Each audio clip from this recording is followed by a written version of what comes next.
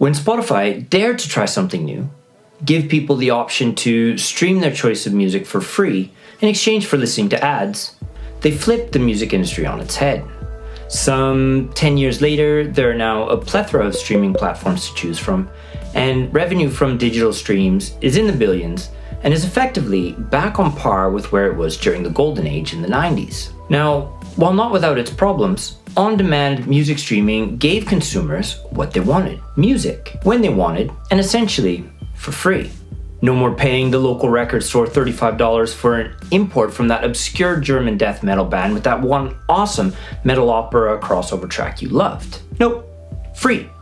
Right now, which is especially great if you were earning minimum wage and couldn't afford to go out and splurge on expanding your music catalog. While streaming music on demand may seem like the bee's knees, unless you've been living underground for the last 10 years, like some bees, it is clear that this seeming gift from the gods comes with some caveats. Caveats that can be avoided by actually buying albums or songs. So without further ado, here are 5 reasons in the 21st century to actually buy music.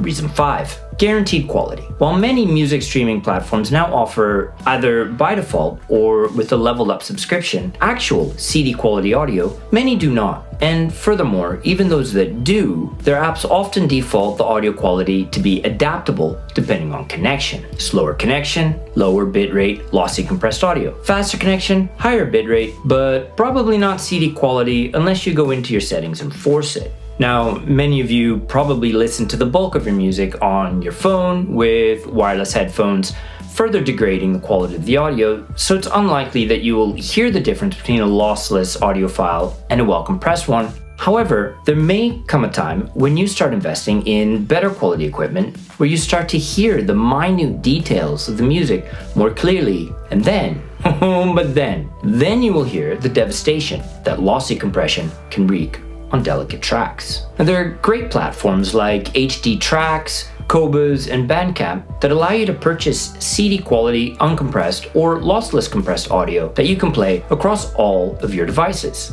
Links to these platforms down below.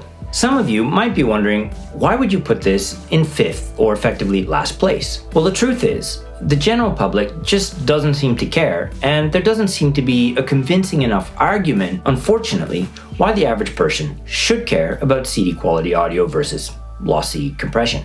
Reason number 4. License agreements come, license agreements go. Have you ever added a bunch of songs from an artist only to find out one day that those songs are now grayed out in your library and a search of the platform turns up nothing on that artist?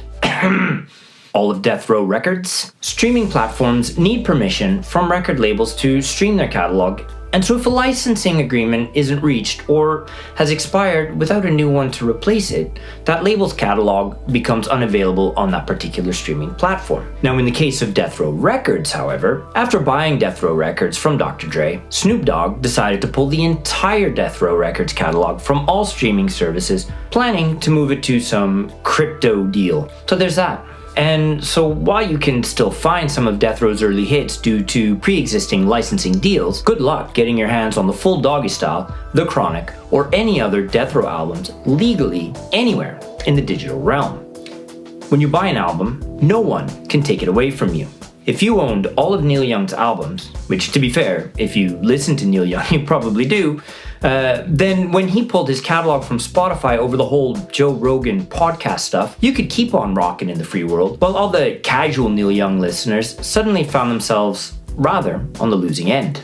Reason 3. If you cancel your subscription, you cancel your music. For those who have a paid subscription, when you cancel your subscription, that's it. No more access to your music. Of course, if you have an account on a platform with an ad-supported tier, then you still have access to your music as long as you don't mind sitting through a few ads and other inconveniences like not being able to download tracks for that trip to nowhere where there's no Wi-Fi or data. Yes, you will be forced to interact with your parents the entire car ride. Reason 2. Switching don't come easy. If you decide you want to switch to another streaming platform, rebuilding your library can be a right pain in the asterisk. Even with services like TuneMyMusic and SoundIs, not all tracks available on one platform are available on another, and even if they are, the release in your library might not match a release in the new service, so there's always some manual work to be done after syncing your libraries. And this reason kind of links back to reason number 4. Switching from Spotify to Tidal, for example, could mean that some of your favorite tracks aren't available on Tidal due to licensing agreements. But then again, maybe that artist you just discovered is not available on Spotify, but is only available on Tidal. So tell me what you're gonna do now. Yes, buy the music. No more poopy artists or labels or licensing agreements taking their music away from you. And the final reason number 1, buying music directly supports your favorite artists now. Theoretically, royalties earned on streaming will be paid in perpetuity as long as the songs are available on streaming platforms. But the payout rates are quite small, and when all the parties have received their cuts, what's left over for the artists is even smaller. Thus, it can take quite some time for a royalty payout to add up to anything substantial.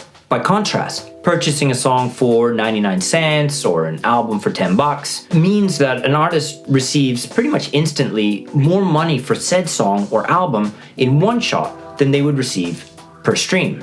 Of course, when we buy a song or album, we can listen to it as much as we want, and the artist will never receive additional royalties from that sale, versus streams, which will continue to pay out these tiny payments for the rest of the artist's life, which, depending on how popular the artist's music is, could turn into a comfortable little retirement fund. However, the issue for most artists is not how they are setting themselves up for retirement, but rather how can they make enough money now with their music that they can devote all their time to music-related activities rather than serving tall soy, mocha, frappe lattes, hold the whip with a double pump of artificially flavored sugar syrups to some entitled post-hipster millennial corporate scumbag. Like and subscribe.